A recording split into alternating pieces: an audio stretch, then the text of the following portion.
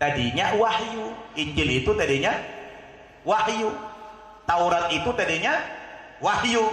Zabur itu tadinya wahyu. Tapi ketika kitab suci ini ditinggalkan nabi-nabi itu, ada yang meninggal, ada yang diangkat ke langit seperti Isa. Berpindah tangan kitab suci itu kepada umatnya. Oleh umatnya, Pak, kitab suci itu diobrak-abrik. Benarkah Alkitab sudah diobrak-abrik alias palsu?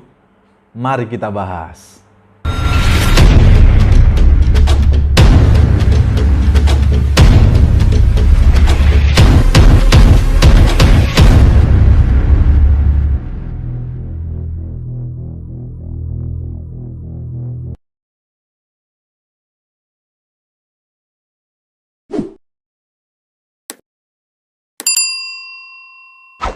Shalom guys, kali ini berjumpa kembali dengan saya.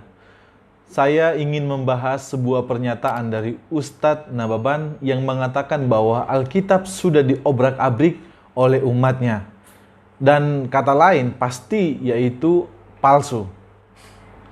Oleh sebab itu mari kita lihat bersama-sama cuplikan videonya.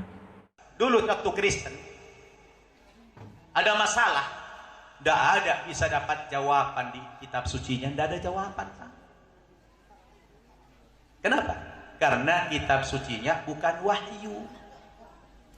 Tadinya wahyu. Injil itu tadinya wahyu.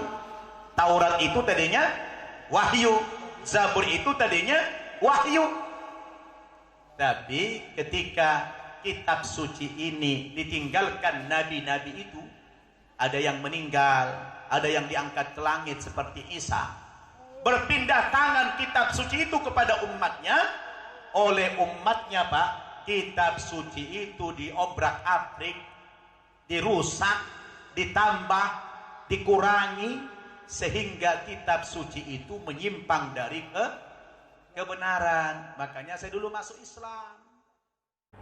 Kita sudah melihat bersama-sama cuplikan videonya. Di sana jelas Ustadz Nababan mengatakan bahwa Alkitab atau kitab suci orang Kristen sudah diobrak-abrik oleh umatnya alias palsu. Tanggapan saya mengenai bagian ini yang pertama. Tadi kita bisa melihat bahwa di dalam video itu Ustadz Nababan mengatakan bahwa ketika ia menjadi seorang Kristen dulu, ketika di tengah-tengah masalah, ia tidak menemukan jawaban dari kitab suci orang Kristen. Alasannya karena kitab suci orang Kristen sudah diobrak-abrik oleh umatnya. Dari bagian ini saya ambil kesimpulan yang pertama, dulu waktu Ustadz Nababan menjadi seorang Kristen, saya percaya Ustadz Nababan adalah seorang Kristen yang hanya KTP saja. Karena kenapa? Kalau orang yang membaca dan mengenal Tuhan dengan baik, tentu tidaklah demikian. Karena jelas bahwa di dalam Alkitab ada jawaban dari setiap persoalan di dalam kehidupan manusia.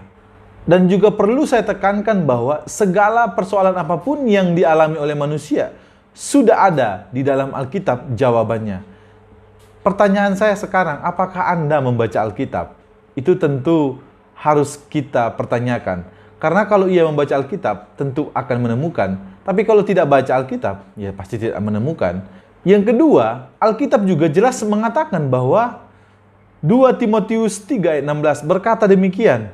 Segala tulisan yang diilhamkan Allah memang bermanfaat untuk mengajar, untuk menyatakan kesalahan, untuk memperbaiki kelakuan, dan untuk mendidik orang dalam kebenaran.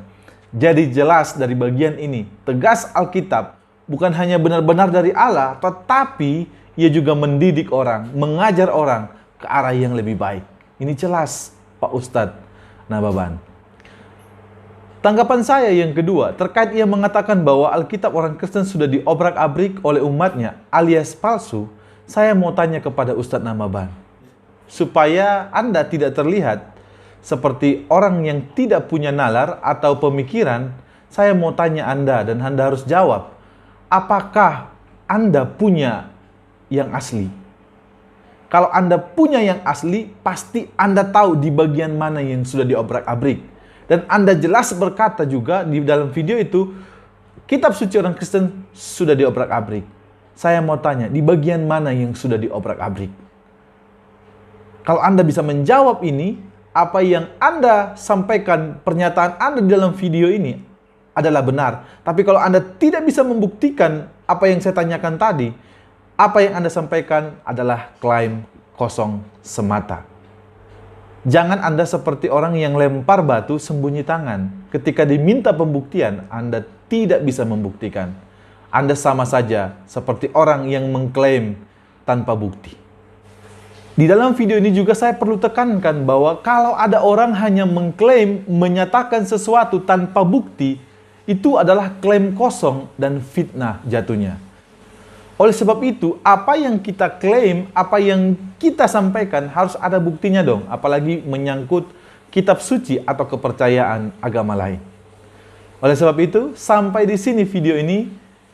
Terima kasih, Tuhan Yesus memberkati saudara. Selamat hari Minggu. Shalom.